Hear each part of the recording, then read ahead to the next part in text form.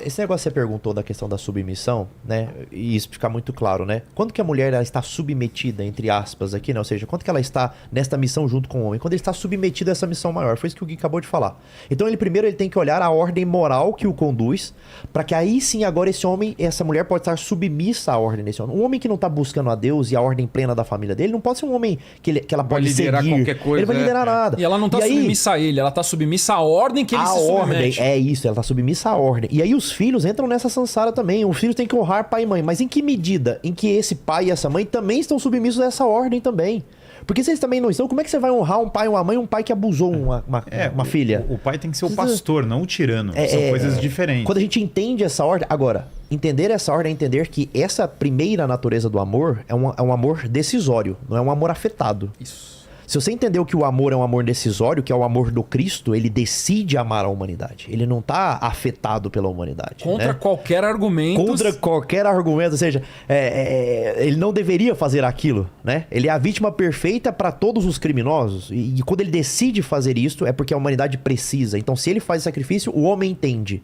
Caramba, eu estou submisso a esta ordem primeira. Então, eu vou me doar à minha esposa porque ela precisa. Perfeito. Essa esposa escuta esta ordem que veio de Deus e fala, caramba, meu marido fez isso por mim porque Deus fez isso por ele. Então, eu também vou me submeter a esta autoridade, a esta ordem divina, e vou me doar aos meus filhos porque eles precisam, não porque eles merecem, porque meus filhos precisam. Esses filhos recebem esse amor, aprendem a lidar com ele e vão entregar para o próximo.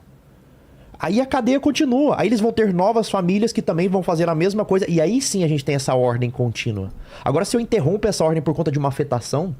eu acho que eu não amo meu marido. Por quê? Porque eu não sinto mais. Então você não entendeu. Aí já era. Não tô sentindo mais igual eu era antes. Só fazer um comentário aqui no chat. O pessoal tá falando que o Júlio César sabe muito aqui. Tá falando muito demais, né? Júlio César, sacanagem. Já te falaram. Não, já me chamaram. Tá ligado, Júlio César? Sempre vem, sim, goleiro. Júlio César, já me falaram do Cássio do Corinthians também. Não, Cássio é ele. Não, o Cássio ele pega mais. Me chamaram de Buzz Lightyear já. Buzz Lightyear é sacanagem. É legal. Aí é sacanagem. Buzz Lightyear eu não tô rindo, não. Infinito e além.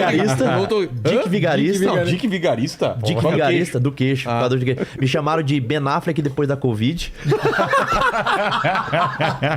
Já ganhei alguns. Cara, desculpa, Creed. Cara, é muito bom. Essa é muito boa, né? Ben Affleck depois da Covid é muito bom. Cepacol, o cara do Cepacol, essa é a melhor. Putz, eu lembro. Se vocês botar o Cepacol aí, põe o cara do Cepacol aí. Esse o bom de boca, parece. não era? Cara, esse é sacanagem. Coloca a imagem. Muito, cara. Esse é da época. O pessoal mais novo não sabe desse bom de boca aí, né? O cara do Cepacol. O cara do Cepacol. Nossa, não, muito você não lembra? Não, acho que não. Sério? Acho que não. Era um meme social. Era um meme social, cara. Ô, Lene, aproveita aí pra ler uma pergunta e, pessoal, manda mais pergunta aí. O pessoal só tá se zoando aqui, manda pergunta. O pessoal só tá eles ficam brigando entre eles, né? Exatamente. O Econotravel, ele mandou aqui o seguinte, vocês já até meio que falaram aí. Henrique Cavill da Shopee. Made in China. Os caras pegam pesado, né? Os caras pegam pesado, velho. Boa. Eu só falo isso porque os caras já viram. Se fosse a primeira vez, eu não li essa parada. Os caras já estamos mais íntimos deles, né, Lene? A gente pode, né? Eles têm um poder de tem que dizer a verdade, né, pra ele. O Econotravel, ele perguntou aqui o seguinte, vocês já meio que falaram aí, mas ele fala aqui o seguinte, o que vocês acham dos esquerdomachos? Na minha visão, são o tipo de homens mais perigosos que existe. O feminista, o esquerdomacho, né? Tem vários apelidos, né? Exato. Aí ele fala aqui, vide Silvio Almeida. Como explicar socialmente e psicologicamente esse tipo de homem? Você tem uma degeneração de todos os paradigmas, né? Você tem a degeneração física. Normalmente você vai ver essas pessoas não são ápices nem exemplos algum de vitalidade ou de saúde. O famoso sojado, né? Sojado, come tofu todo dia, deixa o cabelo crescer. Sojado. Você tem... Pai de samambaia. Pai de samambaia, pai de pet também. E as pessoas ficam magoadas quando você fala, pô, mas eu tenho cachorrinho, não sei o quê. Tudo bem, mas ele é teu filho? Ou ele é teu animal de estimação? Não, a maior vítima do pai de pet é o pet, né? É o pet. Porque o coitado pet não dele. dá. Eu sou animal, cara. A maior vítima do pai de pet é o pet. É o pet, cara. Eu olho o pet e Coitado do Ele pet. tá com aquela cara de me salva, né? Cara, o pet tá com uma cara de me salva. O pet só quer correr atrás de uma bola, entendeu? Tá trancado numa... Sendo cuidado como um bebezinho. Olha lá, se não é o... Cadê? Ah lá! Nossa, Mano, olha só. Agora que você mostrou a imagem, eu lembrei agora. Lembrou Da dele? infância. O Bom de Boca. Bom de boca. Se não me engano, quem fazia a voz dele era o Serginho Leite, cara. Lembra do Serginho Leite? Sim, lembro. Tinha uma voz assim, Exato. né? Show de Cara, é rádio. muito. Você tem uma degeneração psicológica muito grande. O Guilherme explicou sobre essas narrativas culturais, a destruição de instituições. Você tem uma destruição também do foco na razão. A gente teve no final do século XVIII e começo do século XIX, uma ideia, quase que um zeitgeist, um espírito da era, falando que a gente estava na era da razão. E eu acho que a gente já se perdeu há muito tempo dessa era da razão, nos últimos 50, 70 anos, onde a gente vive numa era da emocionalidade histérica.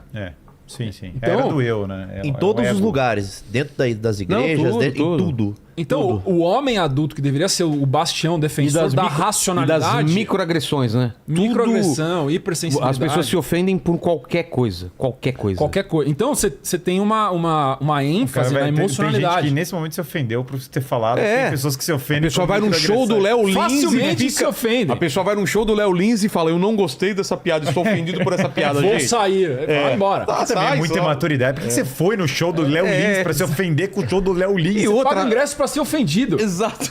Ué, é o narcisista aí, desmascarado aí. Exatamente. E aí você tem uma degeneração da virtude da razão. São poucas pessoas que têm a razão desenvolvida hoje em dia. É muito difícil você ter um debate verdadeiramente inteligente. São muito raros os círculos onde você consegue ter um debate inteligente.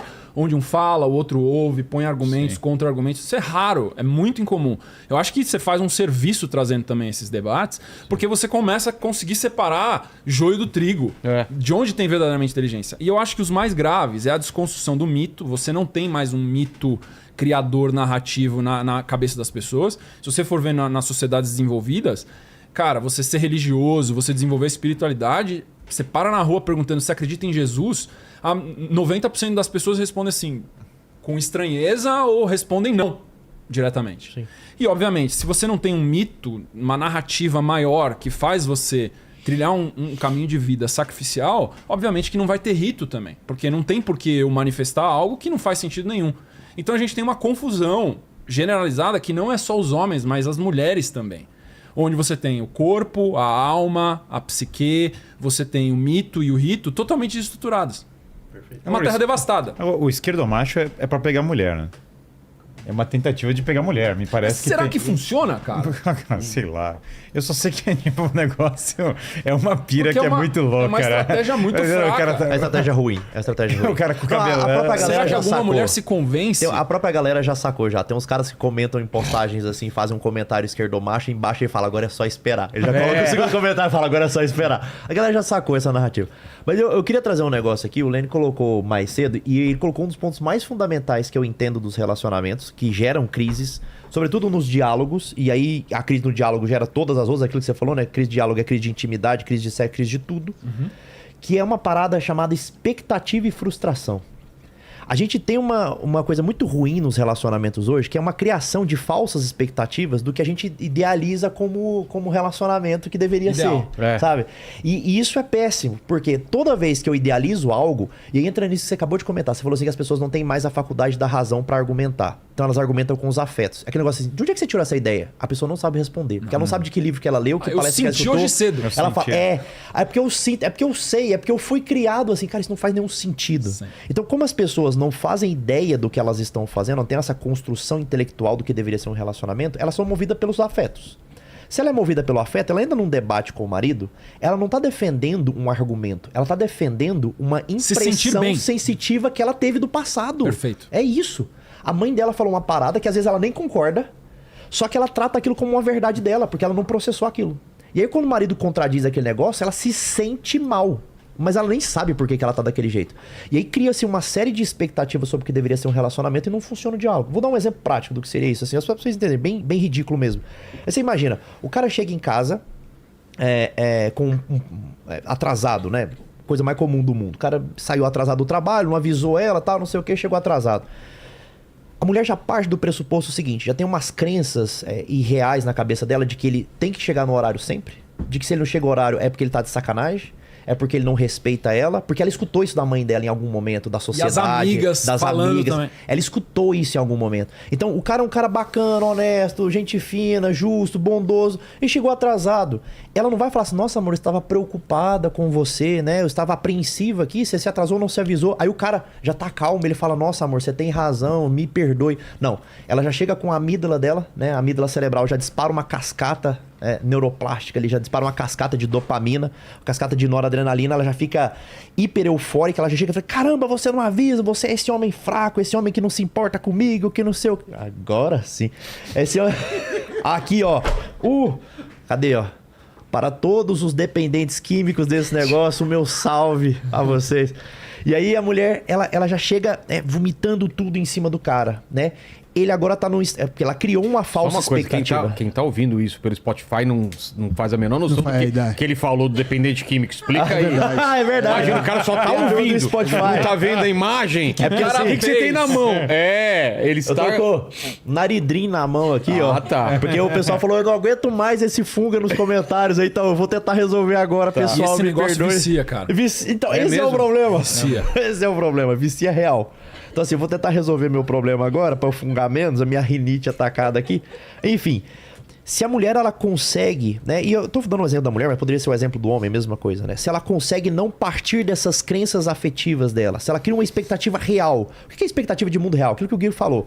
Cara, mundo real as pessoas se atrasam. O cara nem sempre vai lembrar de falar pra mulher que ele vai atrasar. Nem sempre vai acontecer. É vida Atrasar normal. é normal. As pessoas têm que parar de ser neuróticas também. É isso. É claro que é normal atrasar. É claro que é normal fazer negócio. A criança chorou e gritou e pediu doce, quebrou o negócio. É claro que ela faz isso, ela é criança, só faz Mas isso. aí falta aquilo que a gente tava falando. Falta as pessoas se instalarem numa realidade de sofrimento real da vida. A vida é sofrimento. A gente vai porque sofrer. o frustração sofrimento das muito pequeno do expectativas. mundo atual é tratado como se fosse É um isso. apocalipse.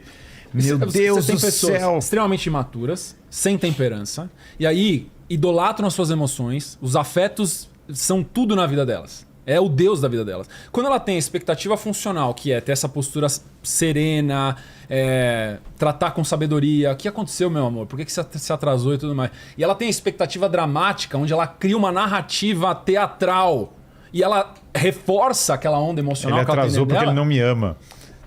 E aí entra numa discussão existencial do relacionamento por causa da idolatria ao sentir. A DR é infinita, né? Infinita.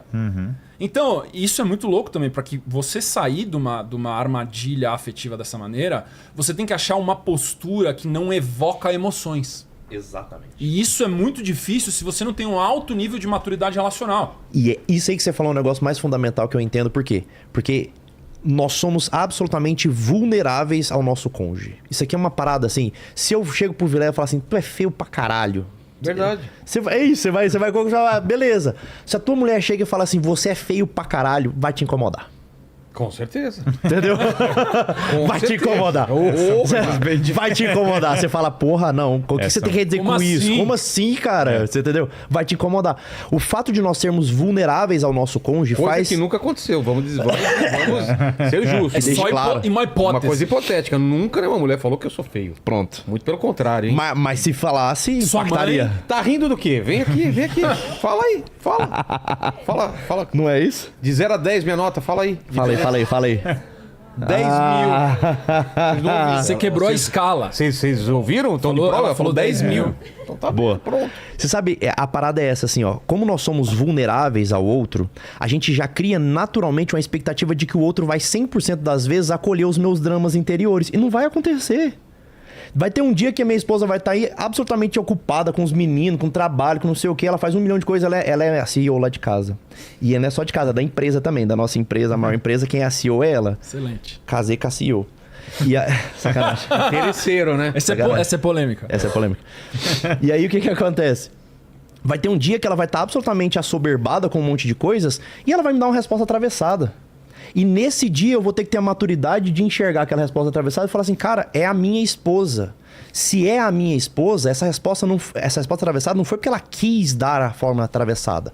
Foi por uma eventualidade, é um sofrimento normal da vida. Sabe, eu costumo dizer assim, seu marido te ama, sua esposa te ama? Ama. Tá vacilando contigo? Tá. Então peraí. Se ele te ama e tá vacilando, qual que é o motivo? Ele tá precisando de quê? Mais de você. Ele tá precisando de você se doar um pouquinho mais e tentar entender por que ele tá vacilando contigo.